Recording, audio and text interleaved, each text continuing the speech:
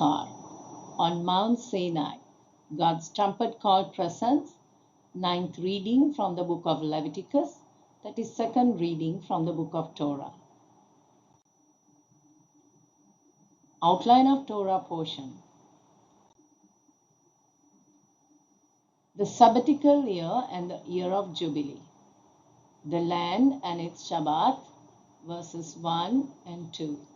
Tell the people of Israel, when you enter the land I am giving you, the land itself is to observe a Shabbat rest for Adonai. Leviticus chapter 25 verse 2. The law was given prior to Israel coming into the promised land. Israelites were still camped at Mount Sinai. In the previous chapter, God gave Israel the weekly seventh-day Sabbath and special Sabbats of the festivals of the Lord.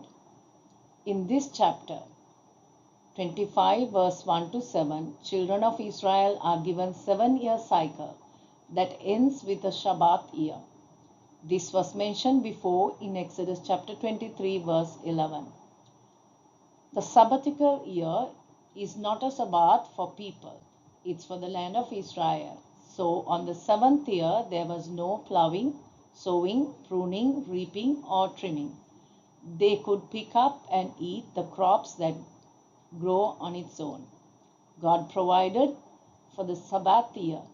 In Leviticus chapter 25, verse 21 to 22, Torah says that on the 6th year, He will order His blessing on them, that the land will bring forth produce for all 3 years. On the 8th year, they will start sowing seed but eat the old stored produce until the 9th year, until the produce of the 8th year comes in.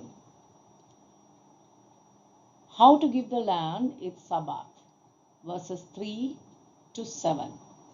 This law applied to both grain crops and fruit-bearing plants.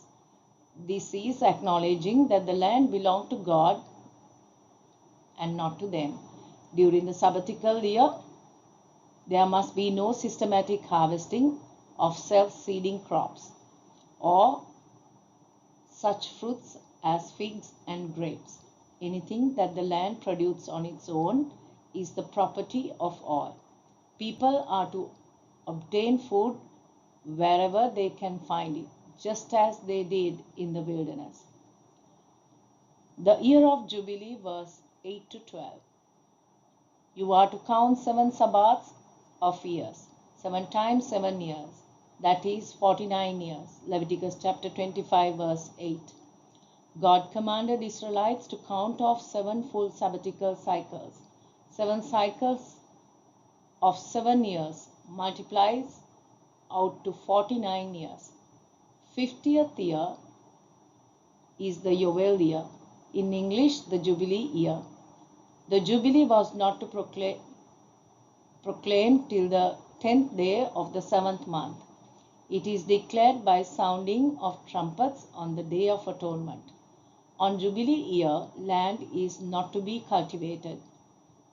The liberty of a Jubilee year was joyfully announced through all the land, announcing that all slaves were free. On the Jubilee year, even slaves agreeing to remain with his master after 6 years of enslavement are set free. In the year of Jubilee, debts are forgiven, loans are cancelled, slaves are released, and the land was returned to the original tribes and families. The Sabbatical year and the year of Jubilee. In the year of Jubilee, the land went back to its original family, verses 13 and 17. When Israel came to the promised land, the land was allotted according to the tribes and families. They were their permanent possession. As such, the land of Israel could never be permanently sold, but it could be leased. The amount of the lease would be based on the number of years which were left until the Jubilee. When buying land, one needs to take into account the number of years after the Jubilee, and the seller is to sell according to the number of years crops that will be raised. If the years remaining is large, one may raise the price. If few years remain, you will lower it. God commanded that in selling or in buying anything to or from your neighbor, they are not to exploit the other. The sale price of a land is supposed to always have the coming Jubilee in view. God commanded not to wrong one another even in business transactions. God's provision for the Sabbath year, verse 18 to 22.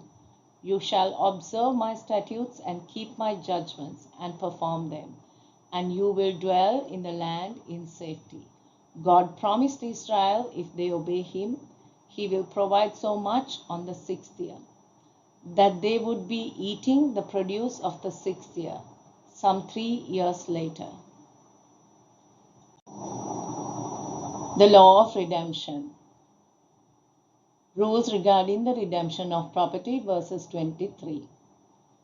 The land is not to be sold in perpetuity, because the land belongs to me. You are only foreigners and temporary residents with me. Leviticus chapter 25, verse 23. Psalms 24, verse 1 states, the whole earth is the Lord's, yet he proclaimed that the land of Israel is his, in a special way. God chose the land of Israel to be the place, the geography, to unfold his redemptive plan of the ages.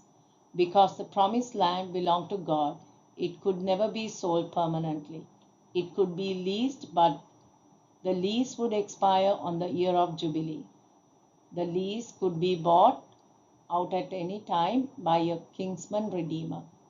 The role of the kinsman relative, verse 24 to 28. The redemption of the land was accomplished through the redemptive relative, known as Goel in Hebrew, a designated close relative who had the right and the responsibility to do 3 essential things for a clan or family. The Goel would redeem a family member sold into slavery. He would redeem the family's land or inheritance sold outside the family, also avenge the murder of a member of the family. Boaz was a redeeming relative. Book of Ruth describes a redeeming relatives transaction. When a Goel bought back land on behalf of the family, the price was determined by how many years stood since its sale and until the next Jubilee. Yeshua HaMashiach is our Goel, our redeeming relative. He redeems us from slavery to sin. Romans chapter 3 verse 24 and 1 Corinthians chapter 6 verse 20. Yeshua HaMashiach is the only one who can and will restore our inheritance and more. What we have lost in the first Adam, we have more than gained in the second. God has blessed us in the heavenly realms with every spiritual blessing in Yeshua HaMashiach. The exception for land in walled cities, verses 29 to 34. The laws described previously apply to rural land. Laws regarding property in cities do not have restrictions which applied to the original allotment of land given to Israel. If someone sells a dwelling in walled city, he has 1 year to redeem it from the date of sale. If it was not redeemed in 1 year, then the title in perpetuity passes to the buyer through all his generations. It will not revert in the Jubilee. Exception to this rule is that if someone purchases a house from one of the Levim, then the house he would in the city where he owns property will still revert to him in the Jubilee. Fields in the open land around their cities may not be sold because that is their permanent possession. The law of redemption, care of the poor, verse 35 to 38. If one of your brothers become poor so that he can't support himself among you, you are to assist him as you would a foreigner or a temporary resident, so that he can continue living with you. Leviticus chapter 25 verse 35. God has given us the responsibility to look after the poor. Our immediate responsibility is towards our own family members. Then our extended family members. We are also responsible for poor brothers and sisters in the congregation. Also, our greater extended family include all Israel. We still hold responsibility towards Christians and Jews who are poor, even if they are Christians who do not acknowledge Torah, or they are Jews who do not confess Yeshua HaMashiach as their Lord and their Savior. What God expects from us is that the help we give will enable Him to live with us. The method should be a way to help Him reorganize His life and help Him to set financial goals that are achievable.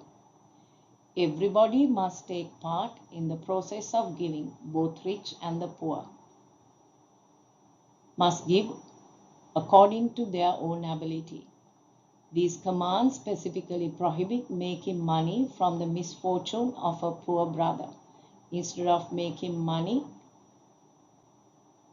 a profit out of the situation, the command was to help him. God prohibited taking usury or interest from him and commanded to fear God that your brother may live with you. Jesus made a similar command in Luke chapter 6 verse 34 when he said, "And if you lend to those from whom you hope to receive back, what credit is that to you? For even sinners lend to sinners to receive as much back." Just as Israel received kindness and generosity from the Lord, He wanted them to show the same kindness and generosity to others. The law of redemption. When an Israelite became a slave because of debt, verse 39 to 46.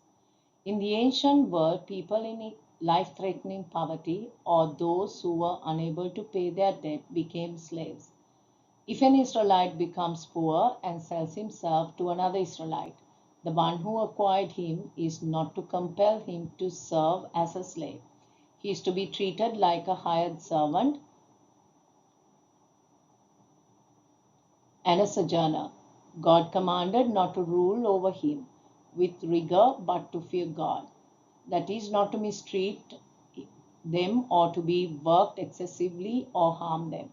God does care about the working conditions and how the workers are treated. After 6 years of service, he was to be set free. If the Jubilee year comes first, he will be set free in the Jubilee, and he and his children will depart to his own family. He shall return to the possession of his fathers.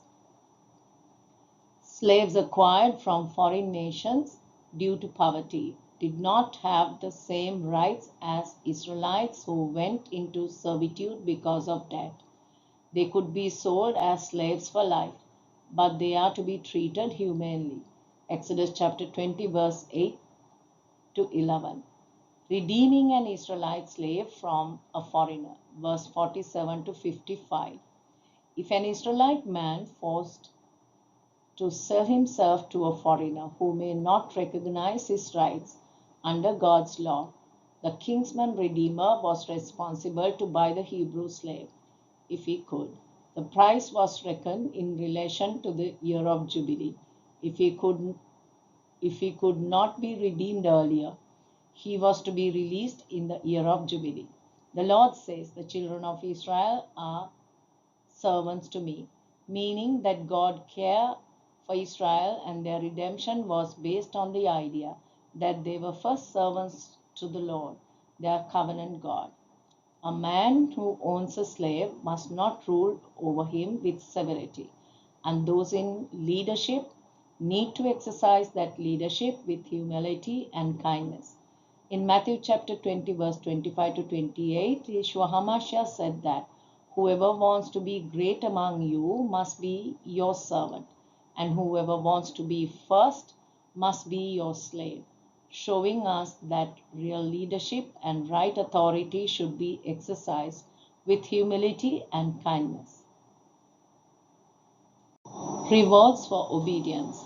Leviticus chapter 26 verse 1 to 2. You are not to make yourselves any idol, erect a carved statue or a standing stone, or place any carved stone anywhere in your land to bow down to it. I am Adonai your God. Leviticus chapter 26 verse 1.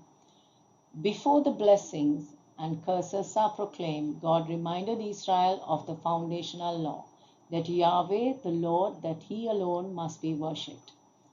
Idols, carved statue or standing stone usually represent a certain god. The sacred pillar was associated with an immoral worship of the fertility gods. The Hebrew word translated as idol is Elilim. Word Elil means insufficiency or worthlessness. Carved images.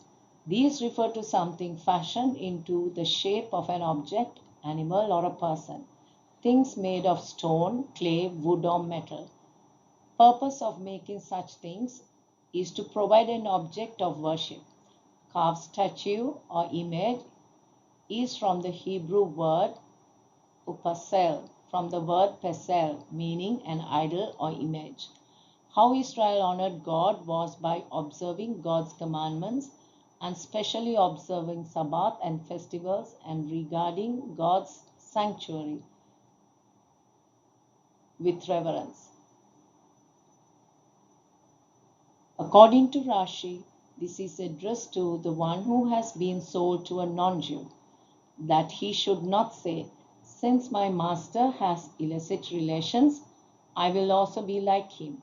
Since my master desecrates the Sabbath, I will also be like him."